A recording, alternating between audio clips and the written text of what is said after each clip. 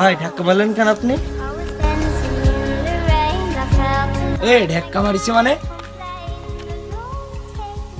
ভাই আপনি ধাক্কা মারলেন তা আপনি আমার সরে বলবেন না? আপনি তো সরে না বলে চলে যাচ্ছেন। তুই আমারে চিনিস?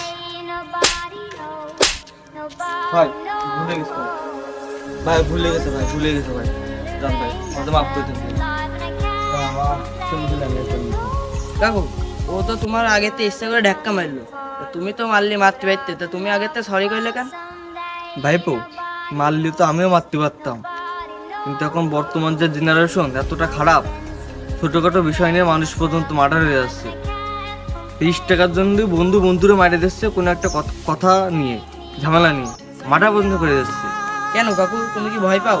ভয় পাই নে, আবার ভয় পাই। হ্যাঁ আমি ভয় পাই, কারণ আমি বাপ মায়ের একটা মাত্রই ছেলে। আমি যদি মরে যাই আমার বাপ মা কিনা রাখবে? ওইসব ছাব্বিশ ছেলেপেলেদের তো আর কোনো চিন্তা ভাবনা নেই যে বাপ আছে মা আছে, ওদের কিছু এটা কিনা রাখবে। ওদের তো জানের মায়া নেই, জানের মায়া আমারও আছে, কিন্তু আমার পরিবারের প্রতি একটা ভালোবাসা রয়েছে। ওখানে কেন আমি যদি ইচ্ছে করতাম তাহলে মারতে পারতাম না? ঘুরেছে মারিনি কেন?